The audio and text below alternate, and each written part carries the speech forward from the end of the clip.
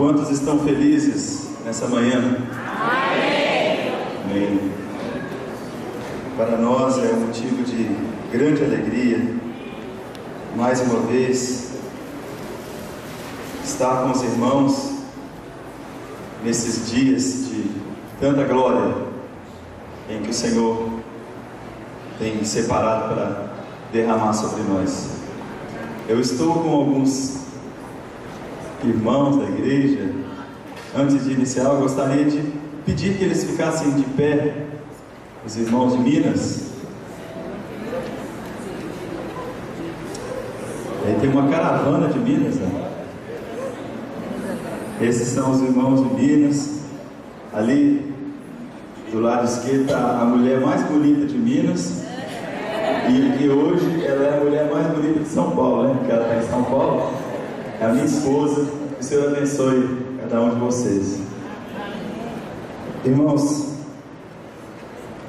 nesses últimos dias nós temos passado por um tempo em que o sol tem encontrado lugar no nosso céu. As nuvens não estão sendo suficientes para impedir com que os raios ultrapassem a camada de ozônio e possa ser sentido pelas nossas vidas. Eu queria iniciar nessa manhã dizendo que acima do sol existe um outro sol chamado Sol da Justiça, e que ainda que o céu esteja carregado com as mais densas nuvens, elas não são capazes de impedir com que esses raios gloriosos de Deus ultrapassem o universo, as estrelas, os planetas, penetrem na camada de ozônio, desça até o nosso corpo e entre na divisão da alma e do espírito, das juntas e medulas, e venha discernir os nossos pensamentos e as intenções do nosso coração. Esses raios não são ultravioletas.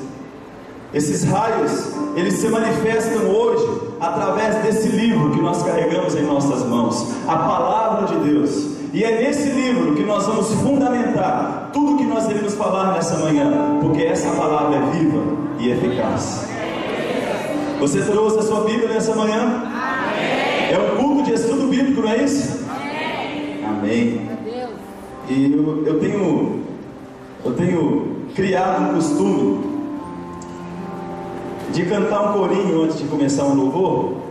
Um corinho que o Senhor me deu quando eu pensava nas mulheres que lavavam roupas que lavavam roupas na pedra. Alguma irmã aqui já lavou roupa na pedra? Olha que bênção. Eu não sei se é costume ou se era costume aqui, mas a gente vê muito em documentários aquelas irmãs ali, não, as mulheres, né? Não são porque as mulheres ali lavando a roupa e elas começam a cantar, né? Ela canta, uma faz a primeira voz aqui e do outro lado aquele coro acompanha repetindo aquela frase. E eu vou fazer a primeira voz e a igreja vai repetir o que eu falar. É muito simples. Vamos ter que adaptar ele para o dia, porque foi feito para a noite. Ele é mais ou menos assim: Ele está no nosso meio neste dia. Os irmãos vão repetir, amém? Amém. Só que eu tirei muito baixo. Ele está no nosso meio neste dia. Os irmãos repetem. Ele está no nosso meio neste dia. Ele vai fazer milagres hoje aqui.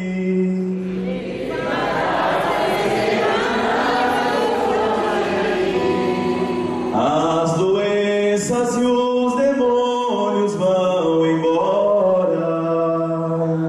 As doenças e os demônios vão embora.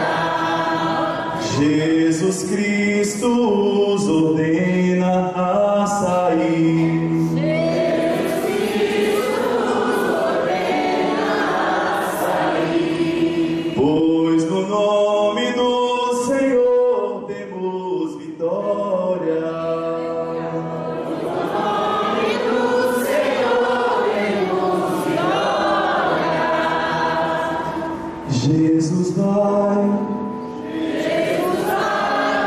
fazer milagres hoje aqui. Você pode levantar sua mão e glorificar esse Deus, porque Ele vai fazer milagres nessa semana. Ele é o mesmo ontem, hoje e será o mesmo para todos sempre. Aleluia. Eu não posso deixar de agradecer ao pastor Ricardo, que nos hospedou de uma forma tão gloriosa na casa dele, e nós tivemos o privilégio de ser hospedado por 2 casais. Agora fomos para a casa do William, que nos ofereceu uma vida de rei ali. Nós estamos vivendo aqui como se fôssemos pessoas ilustres. Serve café, coloca a gente naquela cama bem bacana, faz churrasco, que coisa bacana. Esse é o povo de Deus, né? Na presença do Senhor, a fartura de alegria. Sem delongas, eu gostaria de convidar os irmãos que trouxeram a Bíblia a abrirem comigo a segunda carta de Paulo, escrita aos Coríntios, capítulo 3.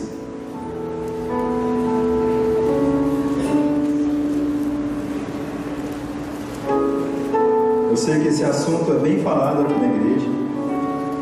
Talvez os irmãos estejam experts nesse tema, mas foi o que o Senhor colocou no nosso coração para compartilhar com os irmãos durante esses minutos aqui nessa manhã. Glorificamos ao Senhor por essa oportunidade, pela vida do pastor seu, que nos aberta essa porta. E se você tem ainda força, eu gostaria que você ficasse de pé comigo. Segunda carta de Paulo aos Coríntios, capítulo 3, versículo 18.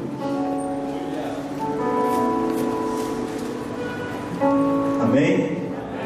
Se houver alguém do seu lado sem a palavra de Deus, eu peço para que você o ajude, mostrando a sua Bíblia. E diz assim: mas todos nós, com cara descoberta, refletindo como um espelho a glória do Senhor, somos transformados de glória em glória na mesma imagem, como pelo Espírito do Senhor. Feche seus olhos, vamos orar ao Senhor.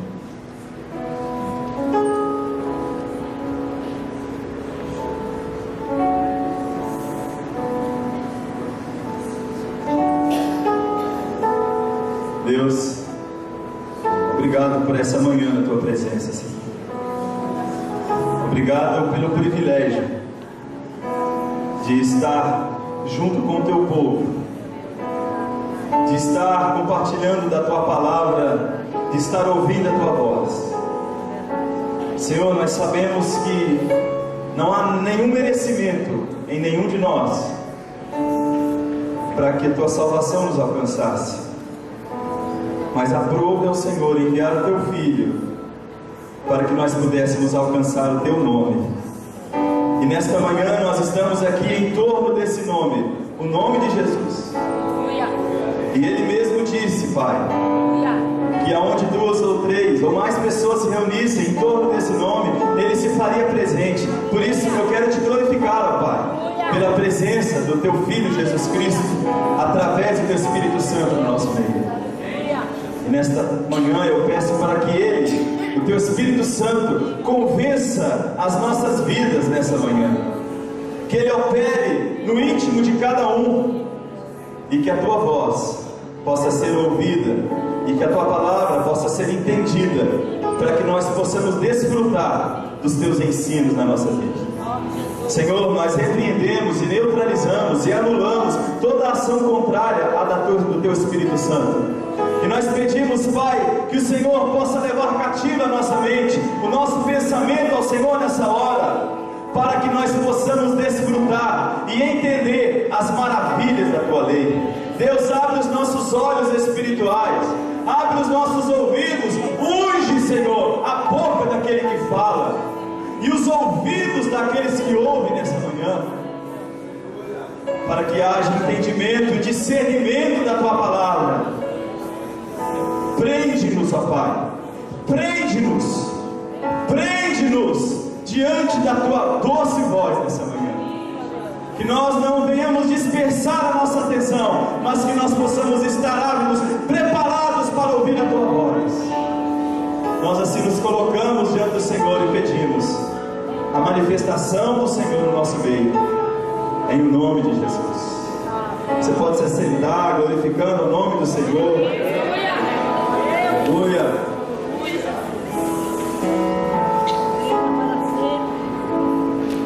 Nós estamos vivendo num tempo de constantes transformações. O século 21 foi precedido do século 20, que trouxe um avanço extraordinário no meio industrial, na economia. A ciência tem se multiplicado, ela não tem somado, ela tem se multiplicado. A medicina consegue fazer cirurgias extraordinárias. Hoje, a cada 7 operações de coração, apenas uma é necessário que se abra o peito para que a enfermidade seja tirada. As outras 6 são feitas através do punho, da veia. A medicina hoje, ela tem avanços extraordinários. Ela tem tecnologias que conseguem detectar o menor das enfermidades. O homem construiu impérios, castelos. O homem, ele fez rodovias que ligam cidade em cidade, estados em estados, países em países. O homem, ele fez aeroportos, construiu aviões que alcançam velocidades extraordinárias. O que dirá então do trem-bala, do metrô? São avanços do nosso tempo. O homem consegue alcançar estados, ele consegue alcançar até mesmo planetas. Mas o homem tem uma grande dificuldade em olhar para dentro dele e alcançar o seu próprio coração. O homem está se preocupando muito com o que está aqui fora, mas ele está se esquecendo que a essência da vida dele está aqui dentro, aonde procede as saídas da vida, de onde brotam os males, de onde brotam as coisas boas e as coisas ruins. E o próprio Jesus disse que o que contamina o homem não é o que entra, mas é o que sai. É porque dentro de nós há uma fonte, há um mistério dentro de nós, chamado coração. Há uma alma que é carregada de emoções, de sentimentos, que são extravasados de acordo com a nossa perspectiva da vida. Se nós olhamos para esse copo meio cheio, nós somos otimistas, mas se nós olhamos para ele meio vazio, nós somos pessimistas. Nós temos condição de enxergar a vida de acordo com a nossa perspectiva, mas acima da perspectiva do homem, do olhar do homem, acima da medicina, dos equipamentos, da tecnologia e da ciência, está o nosso Deus. Está o Deus que nos criou e que nos formou. E a cada 7 operações do coração que Ele faz, não é uma que Ele abre o peito, mas Ele não precisa abrir nenhuma, porque Ele toca com Sua palavra, tira a enfermidade, restaura a alma, toca no coração e troca tudo que era velho em coisa nova. O nosso Deus é perito em transformar o velho.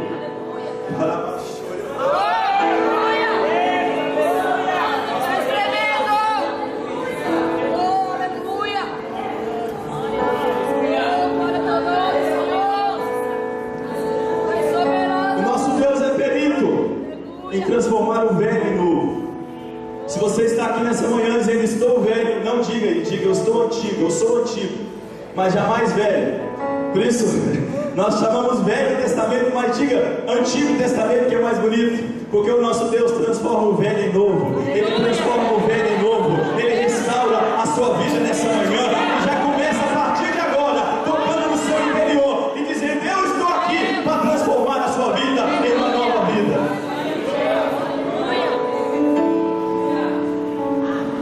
O texto que nós lemos foi escrito por Paulo, na tentativa de explicar ao povo que morava em Corinto a realidade do mundo espiritual, a realidade da novidade que Deus tinha para o homem, na tentativa de mostrar para aquele povo que eles podiam desfrutar de coisas que o homem nunca viu, que os olhos nunca viram, que os ouvidos nunca ouviram. Paulo escrevia cartas, ele enviava através dos seus amigos, e ali eles eram ensinados através das palavras proféticas que Paulo dava, do ensino inspirado pelo Espírito Santo. Paulo se preocupou com o povo de Corinto. Ele escreveu 2 cartas, e cartas grandes, cartas que trouxeram ensinamentos que baseiam a doutrina da igreja do tempo de hoje. Paulo tenta explicar para aquele povo que acima das tradições, que acima das regras, que acima das doutrinas e dos dogmas da religião, existia um limite e um nível que o homem poderia chegar se ele entendesse a palavra de Deus. Paulo então começa a falar de um assunto que parecia comum para os judeus. Ele começa a falar de um assunto que era fácil de compreender para o povo de Israel, mas não para aquele povo que não era israelita. Então Paulo, ele vai de forma pormenorizada, ele vai detalhadamente colocando cada espaço, a explicação do que ele queria mostrar para eles. E se nós lermos o capítulo 3 de forma bem pausada, nós entenderemos de fácil acesso ao que Paulo queria nos ensinar. E hoje esse livro chega em nossas mãos, e nós podemos pegar esse livro e aplicar em nossas vidas. Vivemos uma época em que as igrejas estão vivendo transformações radicais. Nós vivemos uma época em que as doutrinas estão sendo perdidas, em que o temor a Deus, em que o zelo pela casa do Senhor e pela sua palavra, em que a juventude e os adolescentes são bombardeados dioturnamente com notícias, com informações, com shows, com eventos, com tudo que o mundo oferece. Porém, acrescenta-se um nome que sacraliza tudo: o nome gospel. Hoje nós temos o caderno gospel, hoje nós temos a roupa gospel. Nós estivemos há um tempo atrás nos Gideões, e aquela feira enorme de comércio evangélico, e aí o rapaz levantava a meia e dizia: meia social evangélica. Olha a meia social evangélica, olha que ponto nós chegamos, a meia social evangélica, porque geralmente quem usa mais são os evangélicos. Eu não esqueço disso. O comércio toma conta de quilômetros: bíblias, CDs, DVDs, gravata, terno, sapato. Hoje tem tudo. E a identidade da igreja está sendo trocada. Hoje, quando você liga a televisão, você não vê falando assim: foi Jesus quem me curou. Não. Você pode prestar atenção nos programas das igrejas neopentecostais, que elas não dizem assim: quem te curou? A pessoa diz: foi Jesus. Ele diz: não, foi a sua fé que te curou. Eles vão transferindo a glória de Deus para a autossuficiência do homem. E aquele homem então se diz: então eu posso, eu tenho fé. Então, já que a minha fé que me cura, não importa se a minha fé está em Jesus. Se ela estiver nesse copo d'água, eu sou curado.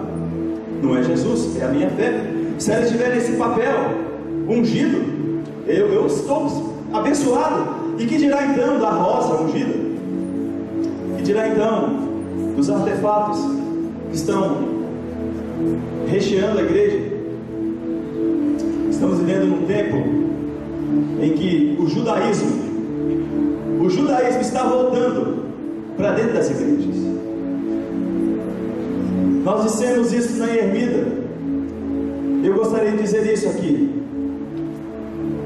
Há pouco tempo atrás, começou-se a usar no Ministério Parque América um instrumento lindo chamado shofar, de origem judaica, uma bênção. Assim como um violão, um baixo, ele não tem nada de errado nele, mas eu apenas gostaria de falar como um servo de Deus, para que seja tomado cuidado, para que ele não seja o primeiro dos vários itens judaicos que estão entrando nos ministérios hoje. A Arca da Aliança, colocada à frente da igreja, aonde os pastores se ajoelham diante dela, troca-se essa caixinha de madeira por uma arca de aliança mais bonita, e você compra a Arca da Aliança de 100 mil, 50 mil, banhada a ouro, e coloca no púlpito em frente, e aí que a pessoa entra na igreja e pensa, mas essa igreja não é evangélica? Mas tem uma arca lá. E assim as modas, os modismos vão entrando na igreja. E lembre que a palavra de Deus, ela é atual, que a palavra de Deus, ela não está atrasada, muito pelo contrário, ela está muito atualizada. E esse texto que nós lemos, a igreja de Corinto vivia isso. A igreja de Corinto vivia essa situação em que o judaísmo estava tomando conta daquilo que Cristo havia ensinado. Eles estavam pegando tudo que estava lá atrás e trazendo para cá. Mas o nosso Deus é um Deus de coisas, é um Deus de coisas, Deus de coisas novas, é um Deus que faz novas todas as coisas a cada dia. O que significa isso? Significa que o nosso Deus, Ele pode operar no nosso meio nessa manhã, através de uma coisa nova, não somente através das coisas que estavam lá no Velho Testamento, mas hoje, nesse momento, o Senhor pode derramar sobre nós um novo concerto, uma nova palavra, um novo caminho, uma nova direção para a sua vida, dons espirituais, fruto do Espírito, o Espírito Santo sobre a sua vida. Ele vai trocar o odre, Ele vai trocar o vasilhame, para que você receba o novo de Deus. Mas se nós não abrirmos os nossos olhos, se nós não vigiarmos, nós não estamos imunes ao que o diabo tem feito, nós não estamos imunes ao que tem acontecido hoje. Por isso, o Senhor tem um carinho especial para a nossa vida. Eu tenho ouvido dos irmãos aqui a respeito da igreja aqui do Pacaembu, coisas lindas. Quem me contou, o pastor Ricardo, a respeito de testemunhos de pessoas que dizem da igreja, que dizem da integridade da liderança. Isso não se encontra em qualquer lugar. Eu glorifico a Deus pelo nosso pastor, pela forma simples daquele homem, pastor Geraldo. E às vezes eu digo, esses dias ele até falou assim: vocês podem parar de falar isso, que a gente fica mais responsável.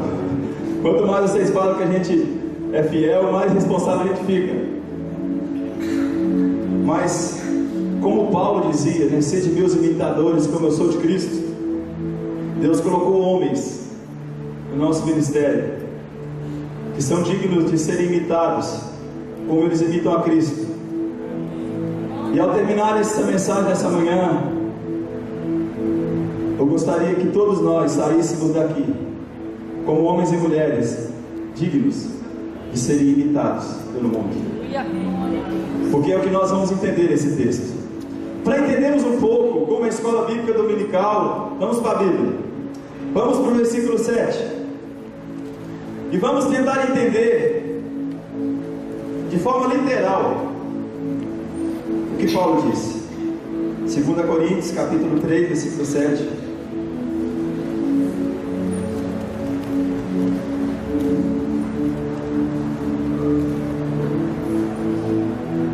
As igrejas possuem 3 características: o modismo. Repita comigo: modismo. Mundanismo. Resultado disso, eles estão sem a glória. Repita comigo: sem a glória. Que grupo que é esse? As igrejas. Mas a igreja, a única, aquela que é fiel, ela tem 3 características. Ao invés de modismo, ela tem obediência. Ao invés de mundanismo, ela tem santidade. E o resultado disso é que ela é uma igreja que tem a glória de Deus. Modismo e mundanismo é resultado de ausência de glória. Obediência e santidade tem como resultado a presença da glória. E o versículo 7 diz assim: se você tem a sua Bíblia, uma caneta, comece a rabiscá-la. Não tenha dó da sua Bíblia. Tem gente que guarda a Bíblia como se fosse uma imagem. Cuidado, pode rabiscar. Se a Bíblia cair no chão, ele pede perdão. Deus, perdão. Meu irmão, não é assim não. A Bíblia é um livro. Se você não tiver como palavra de Deus, não vai alterar em nada na sua vida. Mas se você aceitá-lo e vivê-lo como a palavra, aí sim, ele vai transformar. Então, rabisque para que você não esqueça. E se o ministério de quê? Da morte. Então você pode rabiscar aí: o ministério da morte, gravado com letras de pedras, veio como? Pode participar, igreja. Veio em glória. Vamos entender. O ministério da morte, gravado em letras de pedra, veio em glória. Continuando. De maneira que os filhos de Israel não podiam fitar os olhos na face de Moisés. Não podiam fitar os olhos na face de Moisés. Por causa de quê? Da glória do seu rosto. Da glória ou do resplendor do seu rosto, a qual era, pode riscar essa última palavra aí, era o quê? Transitória ou passageira. Vamos entender. Nós temos no Brasil o Ministério da Justiça, o Ministério da Educação, o Ministério da Saúde. Por incrível que pareça, ainda não criaram o Ministério da Morte. Mas a Bíblia diz que existiu um ministério chamado Ministério da Morte. E que ministério é esse? Será que é do diabo? Não. É porque o diabo vem para matar, roubar, destruir, é isso que a gente fala? A Bíblia está dizendo de um ministério. Presta atenção. Se você é um ministro do Senhor, para que você entenda que tipo de ministério você tem. Existem ministros hoje que são verdadeiros ministros da morte. Não é porque ele pega um revólver e mata alguém, não. A Bíblia está nos ensinando.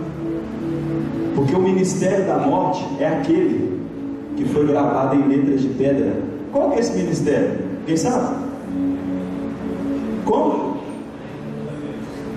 A lei, a Bíblia, a própria Bíblia está chamando a lei, ela está considerando a lei, as coisas antigas de ministério da morte. Você vai começar a identificar aí alguns ministérios da morte. Se o ministério da morte, ele estava com a glória de tal maneira que quando as pessoas olhavam para Moisés, eles não podiam ver o rosto dele por causa da glória que estava resplandecendo do rosto dele, e essa glória era passageira. Os irmãos lembram da história de Moisés? O Moisés, quando a gente fala de glória, a gente lembra desse homem exatamente como está escrito. Moisés viu a glória de Deus se manifestando quando ele estava no monte. Começou com um fogo numa sarça ardente. Depois Deus o usa para tirar o povo do Egito, e a glória de Deus estava na nuvem. A glória de Deus se manifestava em sinais, em prodígios. No Antigo Testamento, a glória de Deus estava no fogo, na sarça, no vento. A glória de Deus estava no terremoto, na chuva. A glória de Deus estava no templo de Jerusalém. Eu pergunto aos irmãos, o que é glória? A gente fala tanto dessa palavra, o que é glória? Glória. Glória a Deus. É isso, a gente fala. Glória a Deus. O que é glória? A glória é presença de Deus? Mais alguma definição? O poder de Deus, a manifestação de Deus. Mais alguém? Quando você contrata ali um pedreiro na sua casa, e o pedreiro vai, faz aquele trabalho bem feito, acabamento bacana, e sua esposa chega e diz: olha bem, quem fez a parede? Você diz: foi eu. O que você está fazendo? Você está roubando o que do pedreiro? A glória. Então o pedreiro tem glória. O engenheiro construiu a ponte.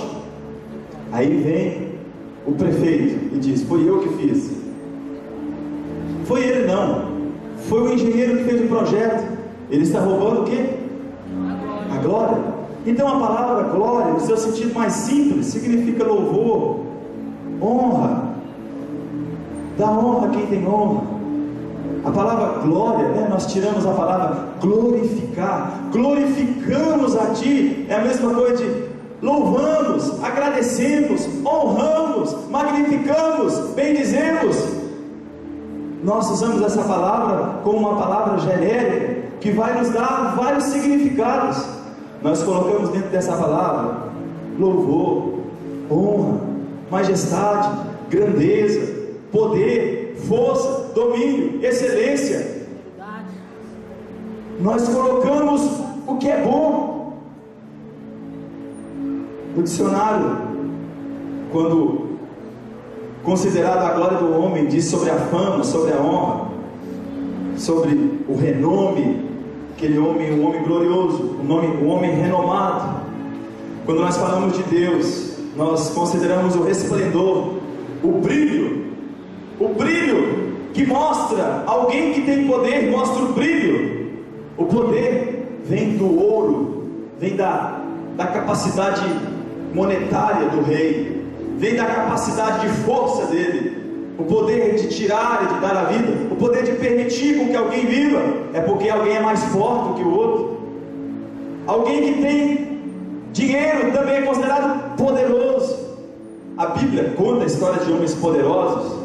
Nimrod, o próprio Nabucodonosor, foi chamado pela própria palavra de homens poderosos. A Bíblia, será que a Bíblia nos permite sermos homens poderosos, ou será que só Deus é poderoso?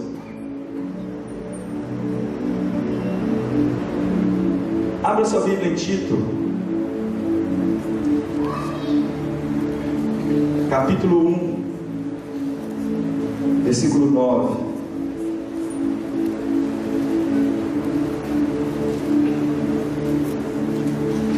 Tito fica depois de Timóteo e antes de Filemon.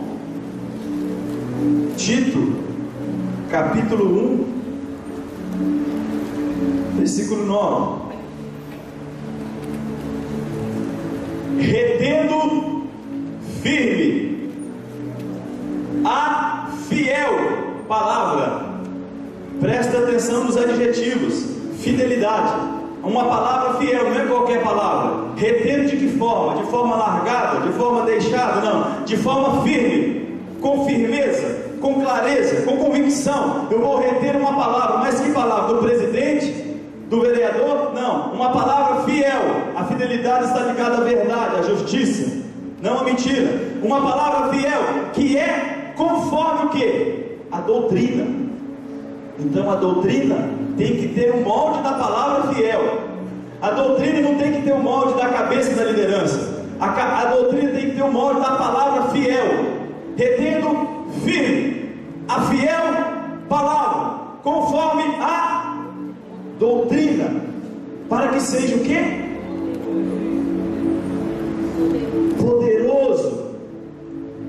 A Bíblia abre um espaço para que o homem e a mulher sejam poderosos e poderosas.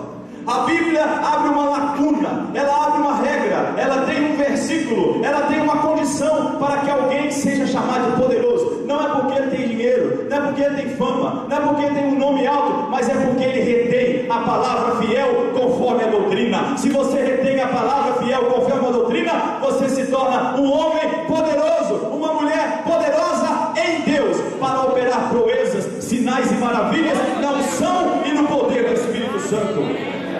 Homem poderoso. Para quê? Para que é seu poder? Para ficar rico? Tudo que Deus nos dá é para se manifestar no coletivo, é para se manifestar na igreja. Os dons são para a manifestação da igreja, não para a promoção pessoal, não são para enriquecimento ilícito, são para o enriquecimento do corpo. Ele dá a cada um conforme a sua vontade, para que o corpo seja edificado. Para quê? Para admoestar com a sã doutrina, como para convencer os contradizentes. Então fica essa curiosidade aí para você lembrar que você pode se tornar um homem poderoso em Deus, para admoestar e para levar os contradizentes a entender a sã doutrina. Aqui no texto que nós lemos, nós falamos da glória, e essa glória, essa palavra no original do hebraico é o kavod. Significa, repita comigo, kavod. Kavod. Alguns dizem kavod, de forma mais literária. E essa palavra kavod é a dignidade, vem da raiz da palavra peso, de algo grande, algo pesado. A glória de Deus era considerado algo grande, algo pesado. Por isso, quando você diz que alguém tem glória, é porque ele tem muito, a grandeza. E era considerado então alguém muito importante. Alguém glorioso é alguém grande, alguém importante, alguém que tem condição que o outro não tem. Então, o nosso Deus, ele operava no Antigo Testamento, manifestando a sua grandeza, o seu peso, a sua força. E isso ao longo do Velho Testamento nós enxergamos de forma bem simples em cada passagem. E Paulo, ele começa a falar que naquele tempo essa glória, esse poder, essa majestade, esse brilho, ele se manifestava de uma forma tão intensa que o rosto de Moisés brilhava. Continuando no versículo 8, o final do versículo 7 diz: por causa da glória do seu rosto, a qual era transitória. Abra sua Bíblia em Êxodo 34.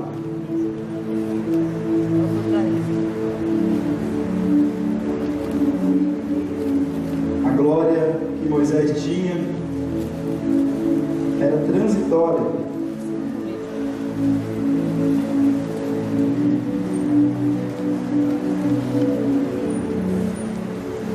Versículo 29.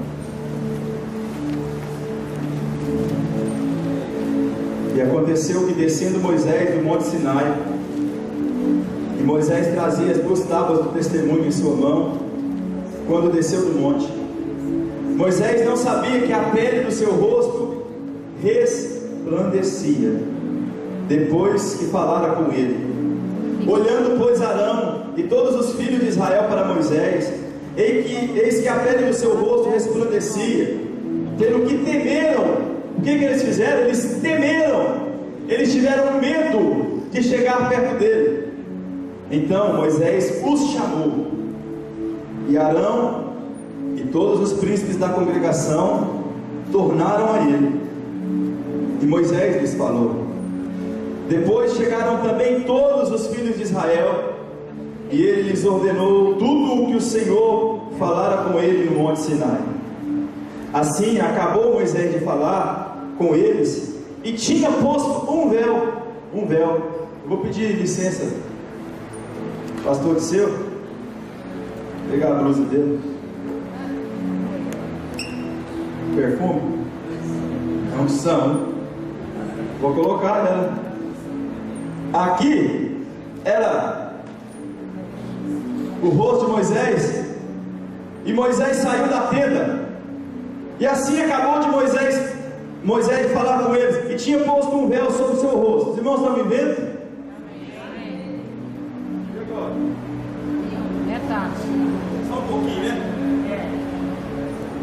fosse nos tempos de hoje, talvez Moisés usasse uma touca ninja, né? Mas naquela época não tinha. Então ele colocou um lenço. Colocou o lenço. E quem está vendo minha boca, ninguém está vendo meu nariz, um pouquinho dos meus olhos e da minha testa, porque senão também Moisés andava e caía. Precisava ter os olhos fora. Então Moisés colocava aquele lenço no rosto. Porém, entrando Moisés perante o Senhor para falar com ele, tirava o véu até que sair. Então, aqui está o santuário. Moisés vai entrar. Moisés está. Ele tirava para falar com Deus. Oh Deus, estou aqui, fala comigo. E por ele estar sem o véu, presta atenção, o véu não estava no rosto, então a glória se manifestava ali e a glória vinha sobre o rosto. Quando ele saía, a glória estava no rosto, para que o povo não visse a glória, ele tampava de novo, chegava perto do povo. Assim, pois, viam os filhos de Israel o rosto de Moisés que resplandecia, a pele do rosto de Moisés, e tornava Moisés a pôr o véu sobre o seu rosto, até que ele entrava a falar com ele. Moisés então começou a reparar uma coisa: a glória que Deus enviava, que descia sobre ele, ela vinha com um resplendor. E mais ou menos assim como o seu celular, que com o tempo vai acabando a bateria, e às vezes ele trabalha na economia de energia, ou aquelas lanternas antigas de pilha, que você pegava a lanterna, já era amarela, e quando ela ficava com a luz fraca, então aí que ela parecia uma luz vermelha, de tão fraquinha. Aquela glória de Moisés, à medida que ele reparou que aquela glória estava se apagando, sabe o que ele fez? Tomou uma providência. Gente, eu sou um homem de Deus, a glória está no meu rosto, mas eu estou reparando que com o tempo ela está acabando, para o povo não ver. Ele tampava, presta atenção em cada detalhe, ele tampava o rosto para que o povo não visse que a glória era passageira, transitória. Eu pergunto aos irmãos, no Antigo Testamento Deus manifestava a glória dele, Deus fazia milagres e sinais, e você já ouviu aquele velho comentário dizendo assim: antigamente Deus operava tantos sinais, antigamente Deus abriu o mar vermelho, antigamente a glória de Deus se manifestava de uma forma tão linda, por que não se manifesta nos nossos dias? Não é assim? Irmão, se você ouvir alguém falando isso, chama ele no cantinho e fala assim: vamos ler 2 Coríntios capítulo 3. A glória de Moisés, que estava no rosto de Moisés, com o tempo ela passava, e o próprio Paulo explicou, dizendo que essa glória do Antigo Testamento, por mais que ela fosse tão grande e majestosa, ao ponto de destruir os inimigos, matar todos os inimigos de Israel, transformava tudo em vitória, transformava o milagre, fazia com que o povo do Egito visse sinais e prodígios extraordinários, fez com que o mar se abrisse, o rio abrisse, fez com que terremotos acontecessem. Esse poder extraordinário que fez com que codorniz viesse do céu, que maná caísse do céu, esse mesmo Deus que operou ressuscitando mortos nos tempos do profeta, ele fez milagres extraordinários, ele transformou a água amarga em água doce, ele fez sinais extraordinários, e nós falamos: a glória do Antigo Testamento é maior. Mas vamos ler o que está escrito na Bíblia, vamos ler o que está escrito no Novo Testamento, vamos ler o que está escrito no versículo 8, olha lá no versículo 8, do capítulo 3 de Coríntios, está escrito: como não será de maior glória, como não será de maior glória o ministério do Espírito? Sabe o que Paulo estava dizendo? Ele disse assim: irmãos, vamos pensar, vamos ser lógicos. Se antigamente, quando o ministério da morte operava, se a glória de Deus se manifestava naquele tempo daquela forma, irmãos, vamos imaginar, Paulo está dizendo para o povo de Coríntios, é lógico, é óbvio que no ministério do Espírito a glória será bem maior do que a glória do ministério da morte. A glória será bem maior. Você está vivendo no ministério do Espírito, significa que tem muita glória para descer sobre a sua vida, para descer sobre esse ministério, para descer sobre a sua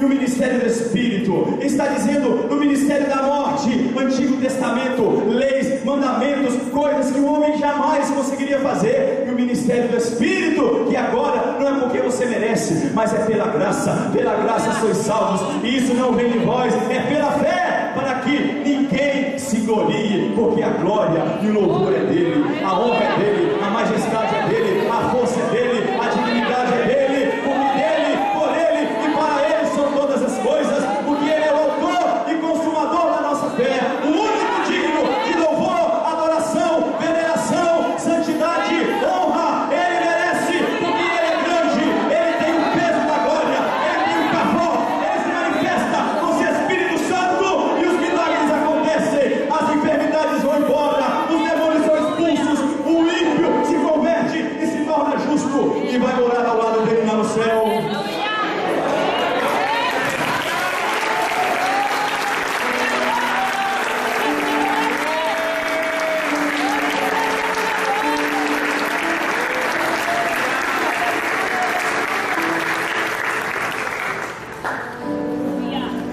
Continua arriscando o versículo 9. Porque se o ministério da condenação, Antigo Testamento, foi glorioso, com todas as dificuldades do Antigo Testamento, com todas as leis e normas pesadas, com todos os mandamentos e doutrinas que ninguém conseguiria guardar, 10 mandamentos, mais 613 preceitos, é impossível. Não toque, não coma, não beba, não ande, não caminha, não e não. Se esse ministério ainda foi tão glorioso,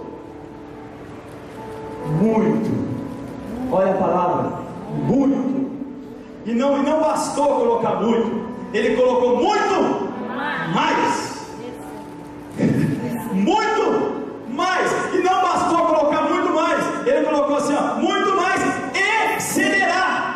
Muito já é um limite de grandeza, mais outro limite de grandeza, excederá. Sabe por quê? Porque a bênção do Senhor é sem medida, ela é recalcada, sacudida e transbordante. Você está aqui com a sua vasilha, e a sua vasilha está cheia, então Deus vem e derrama a bênção sobre a sua vida. Então você diz, mas Senhor, o Senhor já derramou bênção. Ele diz, não, a minha bênção é sacudida. Deixa eu fazer uma coisa, deixa eu sacudir um pouquinho, sacode para dar mais espaço. Então ele joga mais. Ele joga mais. Você se agora eu estou cheio. Não, ele não vai fazer assim, ó. Ele faz assim, ó. Segura. Ele faz assim, peraí. Já está cheio, mas peraí. Deixa eu recalcar, deixa eu apertar. Recalcar. Ele recalca e você diz, Senhor, está tão cheio que não dá nem para apertar mais. Ele diz, peraí, deixa eu derramar mais. É recalcada, é sacudida e é transbordante. Ele derrama.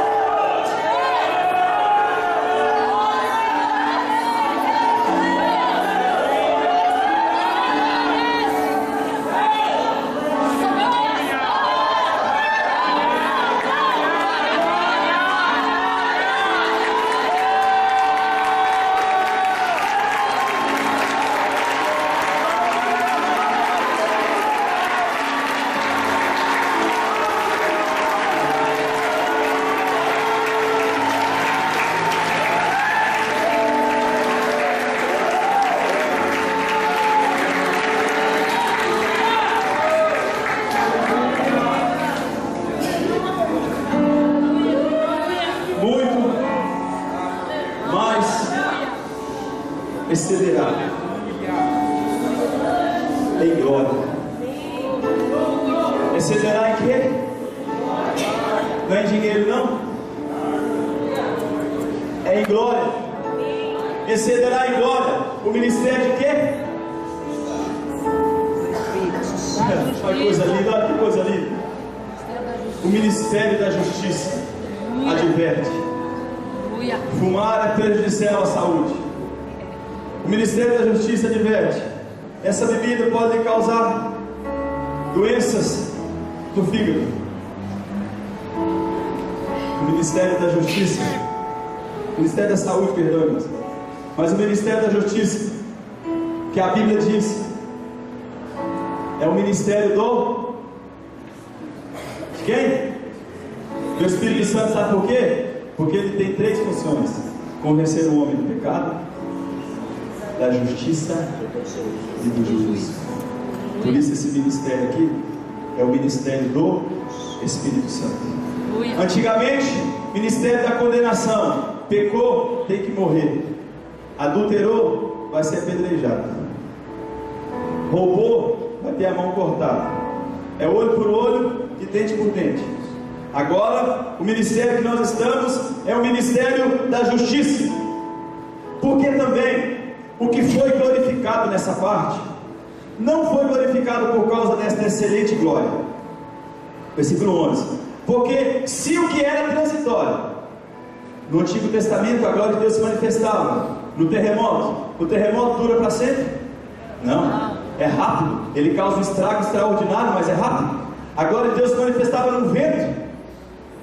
A voz do Senhor é poderosa, a voz do Senhor quebra os cedros.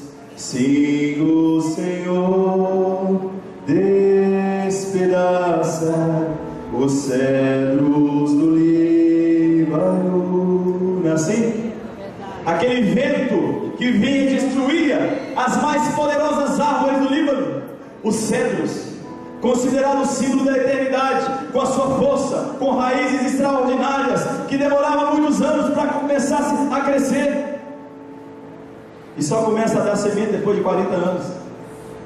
Essa árvore extraordinária, símbolo do país do Líbano, era destruída com o sopro da voz do Senhor.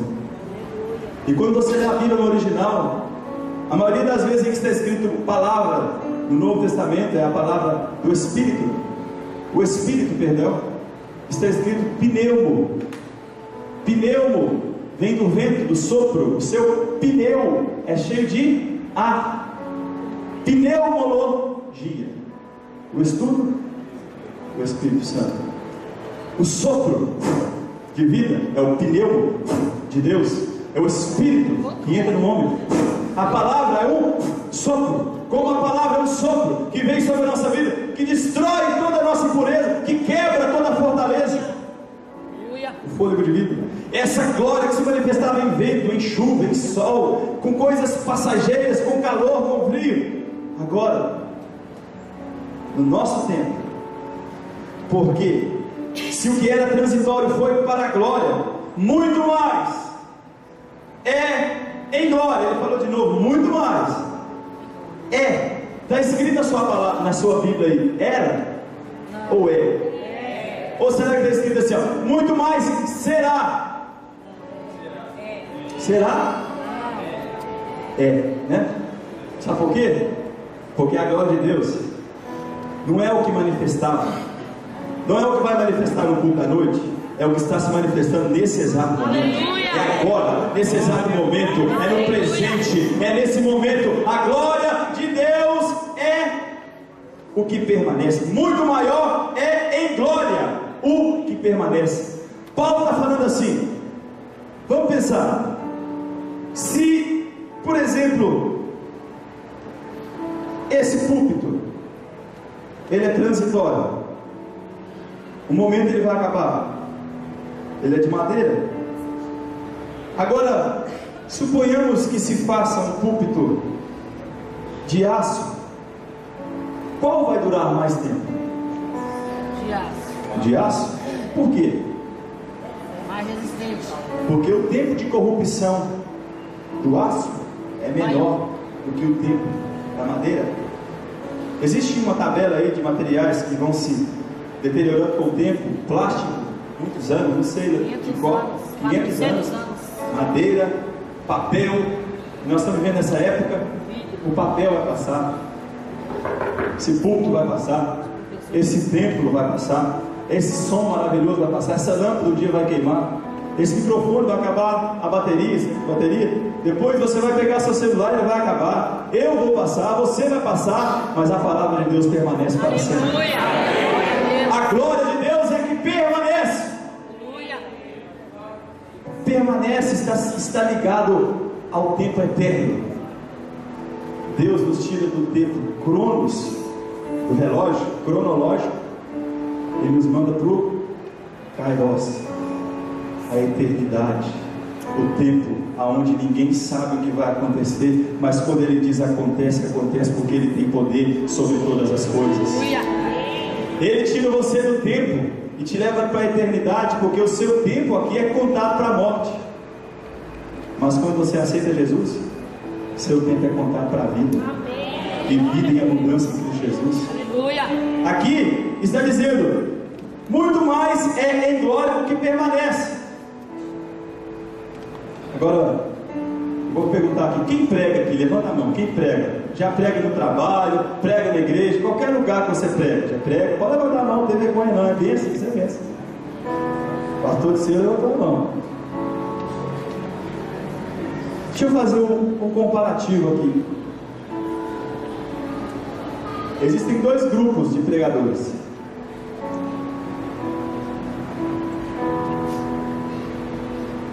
Existe um pregador que parece que ele foi ensinado dentro de um monastério. Prega assim: abramos a palavra de Deus. Êxodo capítulo 24. Leiamos, oremos. Desse jeito, Deus está nesse lugar, nesta manhã. A palavra de Deus é viva, ela é eficaz, ela penetra a divisão da alma e do espírito.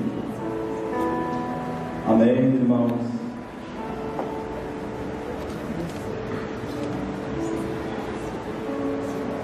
Esses dias, na igreja, eles falaram que tem alguns irmãos lá que gritam muito. E eu estava no meio, né? Para quem você grita? Deus não é surdo. Irmãos, nem quando a gente está aí adorando, a gente não aguenta, fica calado, né? Ainda mais quando você está pregando a palavra. Se você pega o amarelinho e risca esse versículo que nós vamos ler agora, porque o pregador do Evangelho não é o pregador do ministério da morte, não. Morto anda? Não. Morto grita? Não. Morto pula? Não. Morto, se você colocar o morto aqui, ó, ele fica, não fica? Não. Se você colocar uma trava aqui segura dele, ele vai ficar. Se você amarrar ele ali, ele fica, ele não tem movimento. Morto no movimento. Morto é frio. Coloca a mão no defunto quando você for no velório. Morto não chora. A única coisa que o morto faz é feder, né? Fede, mas fede. Fede é defunto, não fede? E tem que carregar, né? O problema é esse. Existem muitos ministérios hoje que são verdadeiros ministérios da morte. Não há vida nos púlpitos. Não há convicção na palavra do pregador. Ele prega como se ele fosse um manequim. Ele não age como se ele tivesse certeza daquilo que ele está falando. Falta alguma coisa no coração desse pregador. Ele tem conhecimento, como escreveu John Wesley aos jovens pregadores. Só que ele dizia o contrário. Ele dizia: você tem muito conhecimento, perdão, você tem muito fogo, você tem muita esticulação, mas lhe falta o conhecimento.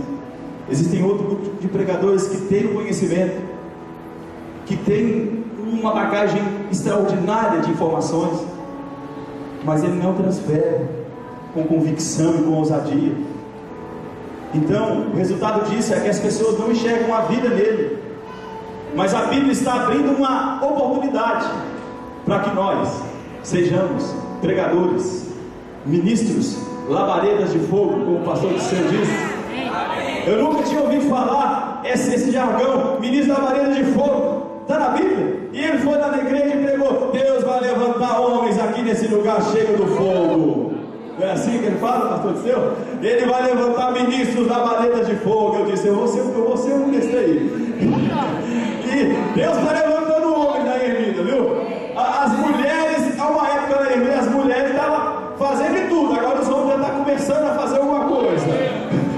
Glória a Deus. E Deus vai levantar mais homens, ministros da vareta de fogo. É por isso que o pregador, um homem cheio do Espírito Santo, como Pedro. O Pedro não aguentava. O povo estava falando, é tudo tonto. E se estava tudo bêbado, e Pedro não aguenta. Você levanta e grita: não, o negócio não é esse não. Tem ninguém tonto aqui. Isso aqui é o seguinte: é a profecia do derramado do Espírito Santo. E é o seguinte: quem quiser receber, é só batizar nas águas, que Deus vai derramar também sobre você. É aquele rapaz espontâneo, sabe? A pessoa, quando é no teu Espírito Santo, ela é tímida, ela é retraída, ela é assim, ó, encolhida.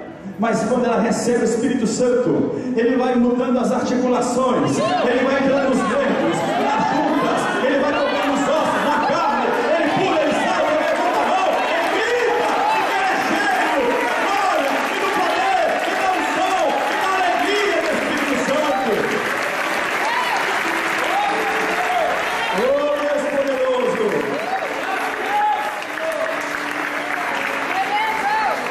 Ministério da morte não tem isso não.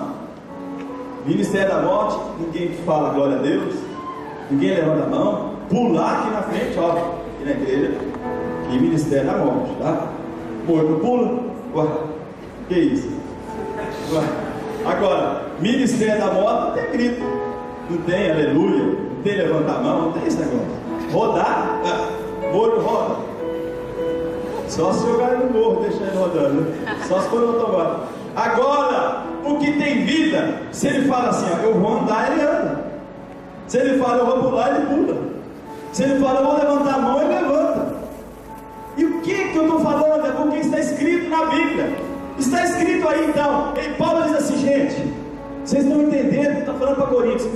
Pessoal de Coríntios, vocês estão entendendo que esse ministério da Vida é um ministério bem maior? Vocês estão entendendo que esse ministério é um ministério de glória, de excelência, de magnitude? E ele fala assim: tendo, pois, tal esperança. Ele resume falando assim: irmão, vamos terminar então. Baseado em tudo isso que eu falei, a gente tem uma esperança. Então, tendo a esperança de que o tempo que nós vivemos é o tempo da glória de Deus se manifestar, é o tempo em que o Espírito Santo vai derramar sobre toda a carne, é o tempo em que o fogo vai arder continuamente sobre o altar e não se apagará, tendo a total esperança de que o Espírito Santo se manifesta através dos dons de línguas, de profecia, de cura divina, de interpretação, de dons e de maravilhas. Esse Espírito Santo que concede a capacidade do homem que não precisa falar uma palavra, ser eloquente pregador do Evangelho. Esse Espírito Santo, ele diz assim, ó: tendo, pois, tal esperança, usamos de muita ousadia no falar, muita ousadia. Você tem que ser ousado, você tem que dizer: ele está aqui, ele está presente, o Espírito Santo está aqui. Ousadia, coragem, intrepidez, convicção. O Senhor está lhe dando nessa manhã, pregador. Ele está lhe dando com ousadia, convicção, coragem, para que você levante a mão e ore pelo enfermo, expulse o demônio, diga: Jesus Cristo é o mesmo ontem. O pecado manda para o inferno, mas o Salvador da humanidade vai nos levar para o céu. Você vai ser ousado. A diferença é que o ministério da morte não entende. Então ele vive com o véu, ó. Olha o véu. Com o véu é impossível que a glória de Deus seja vista. Com o véu é impossível que o brilho da glória de Deus se manifeste. Versículo de número 13. Ele fala assim: deixa eu perguntar aos irmãos aqui, quem aqui quer ser como Moisés? Levanta a mão. Vocês já leram, né? Tem gente que fala assim: eu quero ser igual a Moisés. Fala isso não. Olha o que Paulo fala: não somos como Moisés. Moisés foi uma bênção, mas ele não tinha essa liberdade que nós temos hoje. Paulo está falando de liberdade. Olha aqui que ele fala: não somos como Moisés. Moisés era bom, mas com toda a bondade dele, não vou ser como Moisés. Por quê? Calma. Põe o véu sobre a sua face, para que os filhos de Israel não olhassem firmemente para o fim daquilo que era transitório. A glória estava apagando. Moisés, ó, eu não vou deixar o povo ver que a glória está apagando. Eu sou homem de Deus. O homem de Deus é sincero. Está doente? Ora para mim que eu estou enfermo. Pastor, não fique doente. Fica doente. Que isso? Rasga a sua Bíblia então. Está escrito que Timóteo tinha que beber vinho para curar o estômago. Não é assim? Como foi que morreu Ezequiel? O homem de Deus morre nessa vida, mas vive com Deus na vida eterna. Aí o homem de Deus diz: não, eu sou homem de Deus, eu não fico enfermo, eu não fico triste. Está contrariado? Tem obreiro, tem diácono, tem pastores, vai orar pela sua vida. Deus vai ministrar na sua vida. Mas o ministério da morte não. Somos aqui, homem de Deus, a comissão, presbitério, pastores, nós não aceitamos. Não, irmãos, o homem de Deus é claro, ele é convicto e ele é sincero. Jesus tinha dia que ele chorava, ele ia para o monte sozinho. Ou vai dizer que você não chora?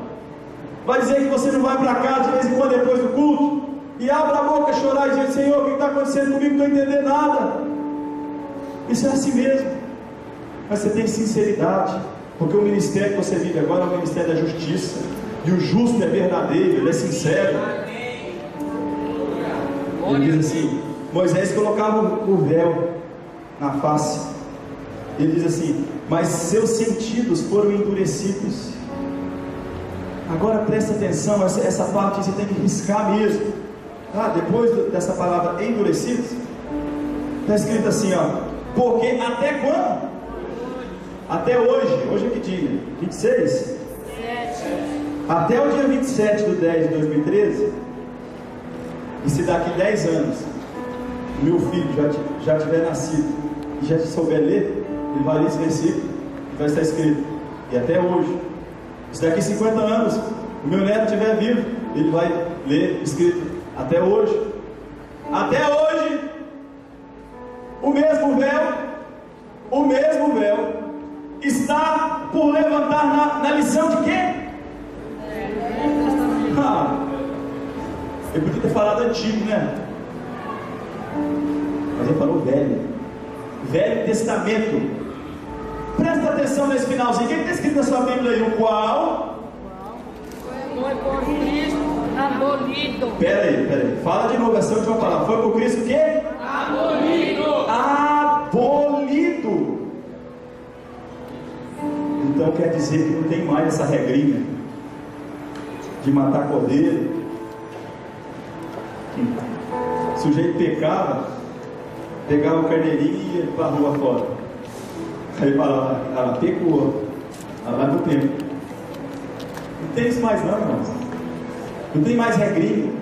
O Velho Testamento foi abolido. Não está escrito, não é doutrina da igreja de Porca-Venga, não está escrito na Bíblia. Então chega alguém perto de você falando assim: como isso não? Está na lei. Dia tal, não pode trabalhar não.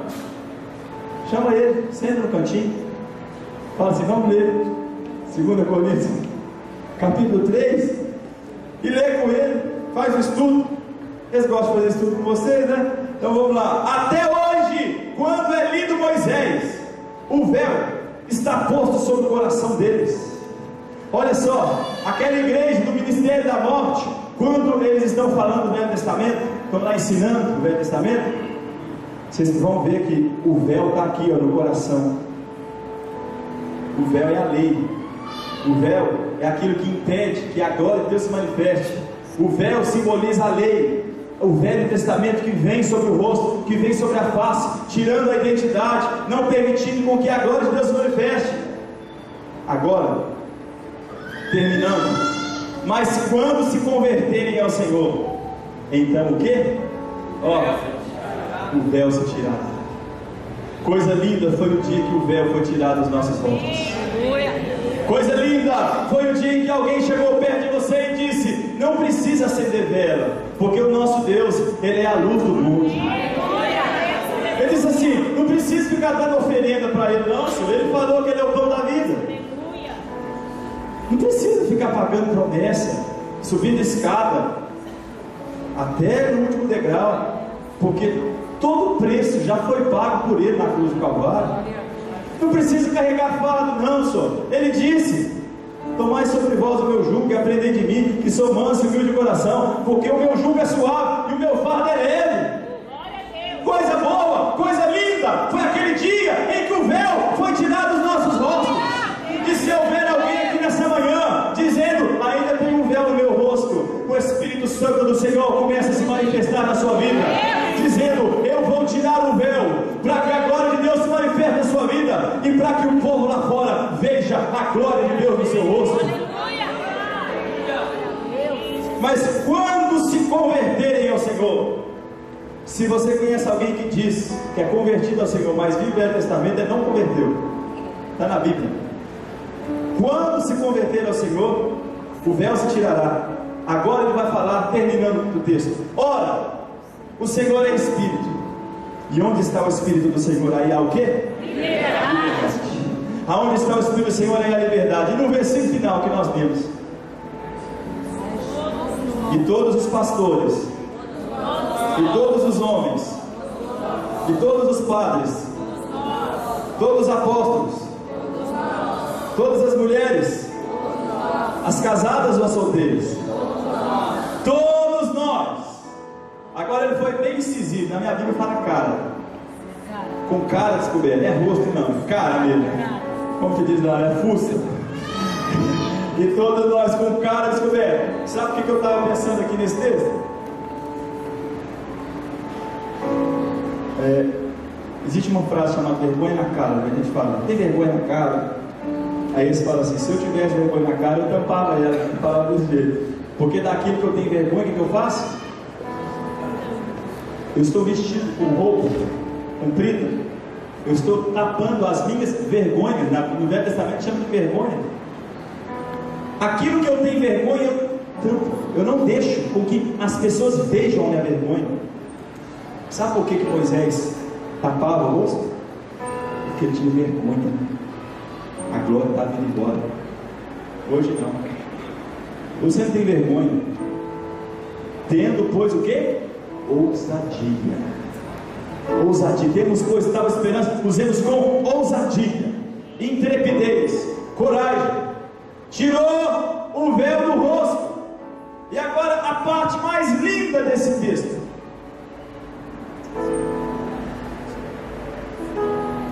todos nós com cara descoberta.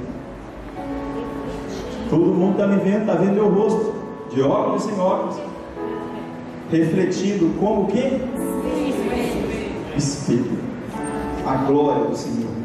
Somos transformados de glória em glória, na mesma imagem, como pelo Espírito do Senhor. Agora presta atenção para a gente finalizar. Aqui está um espelho, perdão. Aqui está o Senhor. O Senhor está aqui com a sua glória. E a glória é resplendor, é luz. Não é isso? A tradução, você vai buscando a tradução é resplendor, é luz. Deus está aqui, o sol da justiça, com a sua glória. E eu estou aqui, um homem comum, um verme, uma pulga no deserto, como diz o salmista. E ali está o Deus Todo-Poderoso. E eu, um homem pequeno, me aproximo desse Deus. Então, quando Deus vem com a sua glória, o seu brilho, aquele brilho, ele alcança a minha vida, e ele toca no meu rosto, e o meu rosto começa a refletir aquele brilho. Ele vai brilhando e eu vou refletir. Você já viu quando você entra num lugar, quando está um raio de sol, e você está com a camisa azul ou vermelha, o reflexo se torna azul ou vermelho? Porque o raio bate na superfície que reflete. O espelho funciona como uma placa que reflete o brilho numa superfície. Presta atenção nisso. Numa superfície específica. O espelho reflete o brilho numa superfície específica. Se eu apontar o espelho para esse copo, ele vai iluminar esse copo. Ponto final. Ele não vai iluminar essa igreja. O espelho vai iluminar esse copo. Eu estou com uma notícia. Vou ler rapidamente. Uma notícia que foi publicada antes de ontem na BBC do Brasil. Espelhos gigantes iluminam cidade que ficava à sombra durante o inverno. Presta atenção. A cidade de Ryukan, na Noruega, está localizada em um vale cercado de montanhas, tão altas que deixam a população completamente na sombra nos meses de inverno, entre o mês de setembro e março. Mas isso deve mudar com a instalação de grandes espelhos em seu topo. Martin Anderson, um dos idealizadores do projeto, diz que o objetivo dos espelhos é refletir parte da luz do sol que bate na montanha para a cidade. De acordo com ele, a ideia era muito lógica. Já que havia sol no topo do vale, por que não refletir a luz para baixo? O fundador da hidrelétrica local teve a ideia parecida há 100 anos, mas na época não havia tecnologia suficiente. O prefeito de Ryukan disse que os céticos agora festejam os efeitos dos novos espelhos e que não há como negar que a ideia atraiu a atenção de todo mundo. Bacana, né? A cidade era no vale e entre o mês de setembro e março dava sombra, mas muita sombra. Então não tinha sol, montanha. O que eles fizeram lá na Noruega? Pode pesquisar no Google. Colocaram grandes espelhos, os maiores do mundo, no alto da montanha. Em determinada parte do dia, o sol reflete no espelho e o espelho reflete na cidade. E a cidade é... Você já está entendendo alguma coisa? Quem está em trevas? O mundo está em trevas. E existe um sol que está atingindo esse mundo. Mas por incrível que pareça, o nosso Jesus, quando voltou para o céu, ele se colocou como cabeça. E cabeça precisa de corpo para manifestar a sua obra. Se eu pensar em mexer com a mão, minha mão tem que mexer. O corpo está na terra, mas a cabeça está no céu, de tão grande que é o nosso Deus. Olha só. O corpo está na terra, a igreja, mas a cabeça está no céu. Essa cabeça, esse sol que brilha, precisa se manifestar no mundo. E ele não vai se manifestar mais com Gabriel, com Miguel. Não, ele vai usar a mim e a você. Aí a glória de Deus que está lá refletindo, ela vai vir sobre a minha vida. E eu sou um espelho. Presta atenção. Os primeiros espelhos que foram feitos na idade de 400 anos antes de Cristo, já foram encontrados espelhos feitos de bronze, de cobre. O Egito fazia espelhos com cobre polido. Eles poliam, até ficar um pouco brilhante. Talvez a primeira concepção do espelho foi no reflexo da água. Depois eles começaram a fazer um espelho com prata, um material mais fácil de ser polido. E agora, se não me engano, 1835, um homem conseguiu desenvolver uma técnica química, juntando vários óxidos, para fazer um elemento que tem que ser passado numa superfície lisa, de preferência vidro, para que essa superfície se torne refletora de luz. E o espelho do ano de 1825 é considerado, a partir desse ano, o mais nítido espelho, porque conseguiu uma nova fórmula para que o reflexo fosse perfeito. O espelho de latão, o espelho de cobre não era perfeito, ele tinha uma deturpação da imagem original. O Antigo Testamento é um espelho de cobre, é um espelho de latão, é um espelho de prata. Ele não tem a imagem perfeita de Deus, ele não tem a imagem real de Deus. Mas quando Jesus Cristo, a perfeita imagem de Deus, se manifesta imagem de Deus. E agora, ele refletindo a realidade do Pai, a realidade do amor de Deus, dizendo: Deus ama, Deus restaura, Deus cura, Deus salva. O povo começou a conceder, a ter uma concepção real de quem é Deus. Não só um Deus que mata, um Deus que manda para o inferno, um Deus que abre a terra e engole, não, mas um Deus que restaura, que cura, que liberta, que leva para o céu. Jesus, ele veio para mostrar essa face de Deus, porque com o tempo, assim como o espelho melhorou, olha que lindo, Deus está em tudo. Assim como a tecnologia melhorou, a concepção do espelho, a concepção da manifestação de Deus foi melhorando com o tempo. E se no tempo de Jesus, Deus já manifestava naquele tempo, imagina o nosso tempo, já tem quase 2000 anos. Então Deus está ainda mais perfeito, refletido em nossas vidas. Por quê? Presta atenção, de que é feito o vidro? A areia é o quê? Que coisa linda! Olha só, a areia é fragmento de rocha. Jesus disse para Pedro: tu és Petros, e sobre esta pedra eu edificarei a minha igreja. A igreja católica diz que Pedro é a base da igreja. Jesus não disse: tu és pedra. Jesus disse: tu és Petros, fragmento de rocha. Jesus diz: você é uma pedrinha pequena, Pedro, mas sobre esta pedra grande, que é o próprio Senhor Jesus, a pedra fundamental que os edificadores rejeitaram, eu edificarei a minha igreja, e as portas do inferno não prevalecerão contra ela. A igreja é construída de pequenos fragmentos de rocha, de areia. Nós fomos formados como o pó da terra, não é isso? Mas quando Deus te pega, Ele faz uma obra maravilhosa. Ele leva você para a fornalha, para a provação, e vai transformando você num vidro em alto grau, e você transforma num vidro. Olha, quem imagina que aquilo ali é feito de areia? Porque Deus transforma mesmo, Ele transforma tudo, Ele transforma tudo. As pessoas vão olhar você e dizer: mas é você? Não, aquele já morreu, agora eu sou outra criatura. Não é areia mais não, agora é vidro. E para melhorar, você foi convertido, né? Mas agora você vai receber o batismo do Espírito Santo, uma nova porção, uma nova química que eles inventaram em 1825. Mas Joel já dizia no seu capítulo 2, dizendo: derramarei o meu Espírito Santo sobre toda a carne. Essa nova química que vem sobre o vidro, que tem que estar plano, que tem que estar reto, que tem que estar de acordo com a fiel palavra dessa doutrina, para não refletir de forma errada, porque um espelho torto reflete a imagem errada, mas o espelho reto, uma pessoa íntegra, ela reflete a imagem perfeita. Esse Espírito Santo vem sobre a sua vida como uma camada.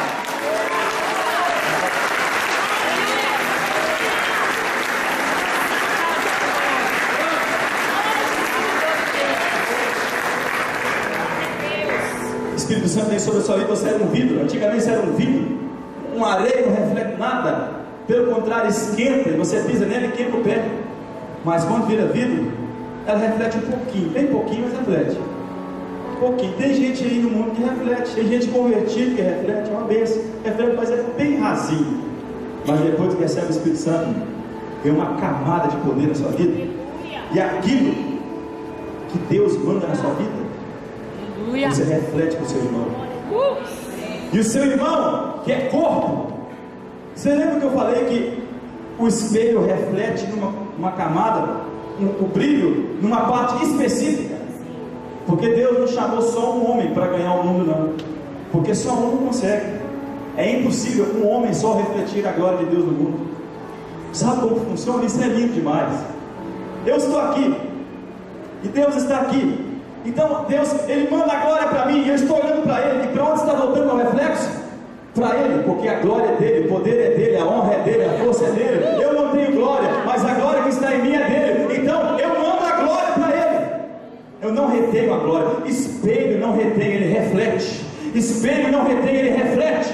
Então vem Deus com o seu brilho da glória, Ele manda para mim. E eu que estava olhando para Deus, eu me viro um pouquinho só, porque se virar demais é errado. Eu me viro um pouquinho e estou refletindo agora no Mateus. Aleluia. E Mateus diz assim: eu vou imitar o Jason como o Jason está imitando a Cristo. Então Mateus vai e vira um pouquinho para lá e reflete no irmão.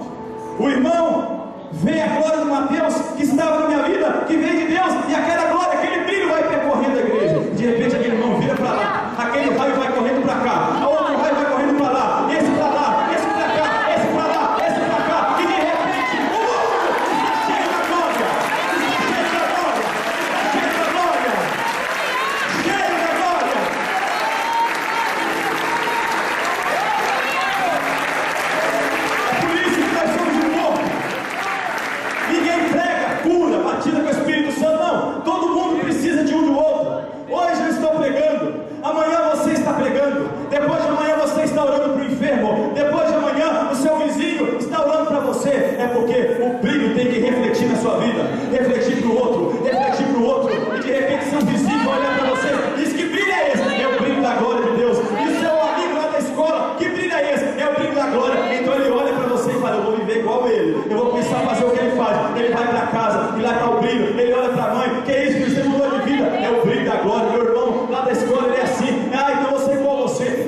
simplesmente vai acontecer o que está escrito: e toda a terra está cheia da sua glória. Santo, santo, santo é o Senhor dos exércitos. Toda a terra está cheia da sua glória. Está cheia da sua glória. Está cheia da sua glória. Aleluia. Qual permissão, pastor?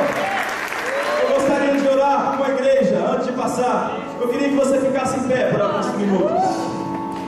Aleluia. Aleluia.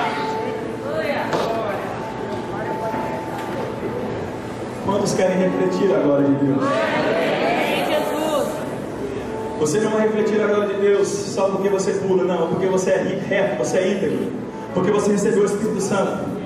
E será consequência dessa retidão, dessa integridade, o seu pulo, o seu glória, o seu aleluia. Será consequência da sua fidelidade.